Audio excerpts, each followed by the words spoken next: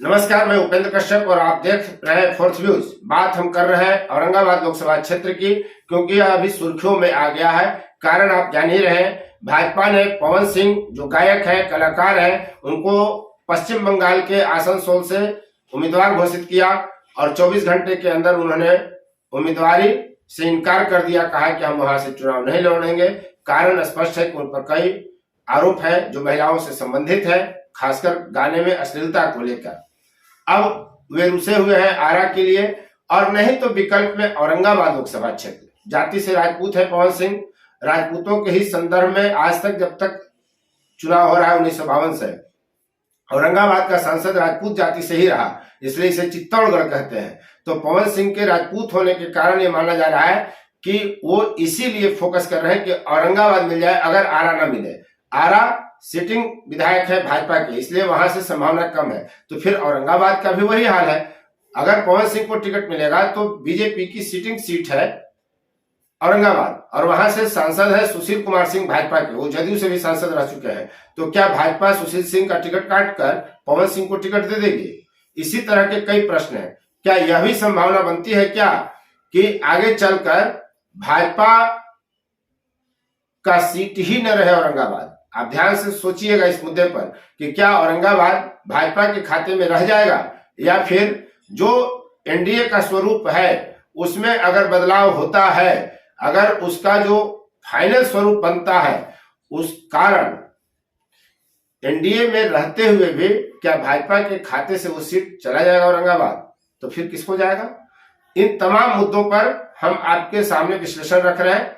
हालांकि अभी एनडीए में हम हैं, लेकिन आप डंके की चोट पर यह नहीं कह सकते हैं कि उपेंद्र कुशवाहा की पार्टी राष्ट्रीय लोक मोर्चा और लोक जनशक्ति पार्टी रामविलास चिराग पासवान की पार्टी भी एनडीए का हिस्सा है। ऐसा आप नहीं कह सकते हैं। अभी औरंगाबाद में प्रधानमंत्री नरेंद्र मोदी का कार्यक्रम हुआ।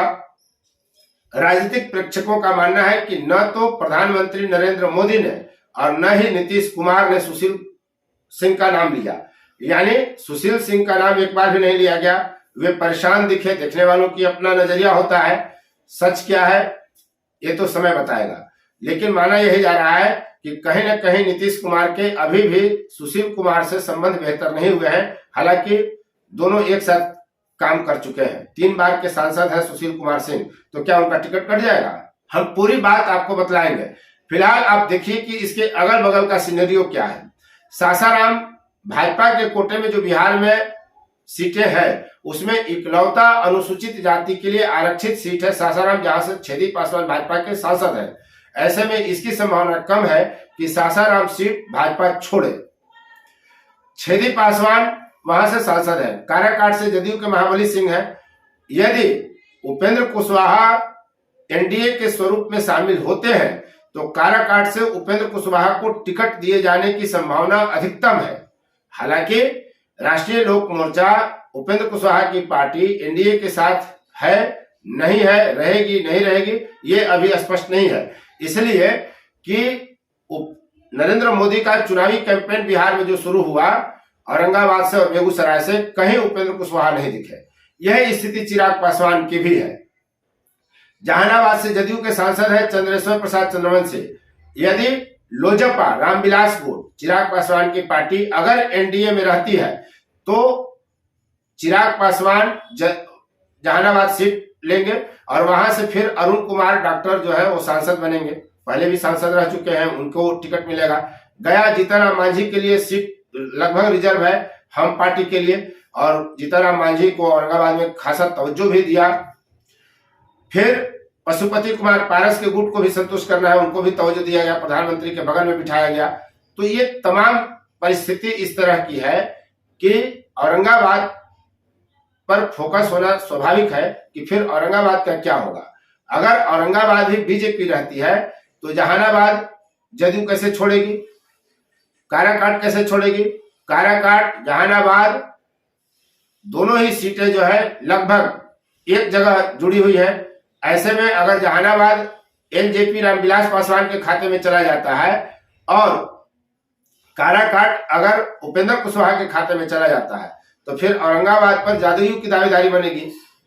और सासाराम जो सीट है वो मात्र एक लौती ऐसी सीट है जो अनुसूचित जाति के लिए आरक्षित है और भाजपा के कोटे में है, इसलिए भाजपा सासाराम कभी नहीं छोड़ेगी। ऐसी परिस्थिति में ले देकर बचता है एक सीट औरंगाबाद और वहां से भाजपा का आउट होने की संभावना अधिक दिखती है, अगरचे कि रामविलास लोक जनशक्ति पार्टी चिराग पासवान की पार्टी जो है वो एनडीए में रहे और राष्ट्रीय लोक मोर्चा उपेंद्र कुशवाहा भी एनडीए में शामिल रहते हैं। तो सीटों को एडजस्टमेंट में जो स्थिति आएगी, आप याद करिए अभी लगभग 150 सीटें बांटी गई, लेकिन भाजपा ने बिहार की कोई सीट उसमें शामिल नहीं किया है। तो बिहार में पेच फंसा हुआ है एनडीए के स्वरूप को लेकर, गठबंधन को लेकर, किसमें कौन दल रहेंगे, किसकी कितनी हिस्सेदारी होगी, इसे लेकर पेच फंसा हुआ है। लेकिन जो सूचनाएं आ रही है उसमें यह तय जानिए कि औरंगाबाद सीट किसी भी परिस्थिति में पवन सिंह को मिलने से रहा, चाहे पवन सिंह का हश्र जो हो वो चाहे कहीं और एडजस्ट कर दिए जाए या न चुनाव लड़े, लेकिन औरंगाबाद सीट पवन सिंह को नहीं मिलने जा रहा है। इसलिए कि उस पर जिच है कि हो सकता है कि जो वर्तमान स्वरूप है उसमें अगर बदलाव आता है एनडीए के गठबंधन में तो फिर औरंगाबाद भाजपा के कोटे में ही न रह जाए। यानी पवन सिंह को औरंगाबाद से टिकट न मिलने की जितनी संभावना है उतनी अधिक संभावना है कि सुशील सिंह का टिकट न कटे, लेकिन यह तभी हो सकता है जब औरंगाबाद भाजपा के कोटे में रह जाएगा। अगर ये जदयू में चला जाता है तो फिर एक संभावना ये भी बनती है, जैसा कई बार देखा गया है कि सीट भी दिया जाता है और कैंडिडेट भी दिया जाता है। तो क्या सुशील कुमार सिंह जो भाजपा के सांसद हैं, औरंगाबाद अगर जदयू के खाते में चला जाता है तो जदयू से वो लड़ेंगे, यानी पार्टी बदल लेंगे। ऐसा होते रहा है, ये बहुत अतिशोक्तिपूर्ण बात हम आपको नहीं बता रहे हैं, ये राजनीतिक इतिहास में कई बार ऐसी घटनाएं घटी हैं कि सीट भी दीजिए और कैंडिडेट भी दीजिए। पिछले चुनाव में ही 2019 में भाजपा ने ऐसा जदयू के साथ किया था, तो क्या फिर ऐसा होगा? इस पर कुछ भी आप डंके की चोट पर पूरी तरह स्पष्ट साफगोई के साथ बात नहीं कर सकते, इसलिए कि ये अगर मगर वाली अभी बिहार में राजनीति चल रही है और ये अगर मगर कब जाकर पूरी तरह पूर्णता को प्राप्त कर सकेगा कोई दावा नहीं कर सकता है। इसलिए इसकी संभावना अधिक है कि औरंगाबाद में पवन सिंह को टिकट न मिले, सुशील सिंह का टिकट भी कट सकता है और हो सकता है कि औरंगाबाद भाजपा के पाले में न जाकर जदयू के पाले में चला जाए। तो इस तरह की स्थिति औरंगाबाद को लेकर है। आने वाले लोकसभा चुनाव में क्या कुछ होगा इस पर हमारी नजर है और यह इस पर भी प्रभावित होगा कि महागठबंधन से कौन कैंडिडेट आता है, जिससे अधिक संभावना है कि निखिल कुमार भी आ सकते हैं। पिछले दफा जो है उपेंद्र कुमार थे, तो कई तरह की चर्चाएं हैं कि औरंगाबाद से महागठबंधन का कैंडिडेट कौन होगा, उससे भी एनडीए का कैंडिडेट तय होगा।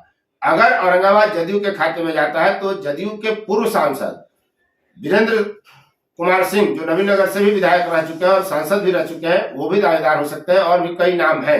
लेकिन फिलहाल हम इसी पर फोकस इसने किए कि क्या होगा औरंगाबाद का, जदयू या भाजपा के पाले में जाएगा, पवन सिंह या सुशील कुमार सिंह कौन होंगे, तो अभी देखने वाली बात होगी। और एक मुद्दा हम उठा रहे हैं कि क्या, हालांकि ये मुद्दा ऐसा है कि इस पर कोई राजनीतिक दल सहमत नहीं होगा, ये तय जान लीजिए, क्योंकि जब अपना हित प्रभावित होता है तो कोई उस पर कुठाराघात खुद से करने के लिए तैयार नहीं होता। लेकिन जनमानस बनाने का एक प्रयास हमारा है कि क्यों नहीं इस बात का दबाव डाला जाए कि जो राजनीतिक दल घोषणा पत्र जारी करते हैं उसकी कानूनी या संवैधानिक महत्व उसका होना चाहिए और किए गए घोषणाओं को अमल कैसे किया जाएगा यह बताया जाए। और 4 साल 5 साल में अगर उन योजनाओं पर अमल नहीं होता है, घोषणाओं को पूरा नहीं किया जाता है, तो क्यों नहीं संबंधित राजनीतिक दल की मान्यता 12 साल या 20 साल के लिए रद्द कर दी जाए और उसके पार्टी के सुप्रीमो को, अध्यक्ष को दंड दिया जाए। होगा नहीं, लेकिन जब तक बात नहीं निकालिएगा तब तक कुछ नहीं होगा। कौन जानता था कि आरटीआई मिलेगा, कौन जानता था कि आरटीई मिलेगा। तो दबाव की राजनीति अब की जानी चाहिए। आप देख रहे थे फोर्थ व्यूज, मैं उपेंद्र कश्यप, धन्यवाद। फोर्थ व्यूज, चौथा विचार, बाकी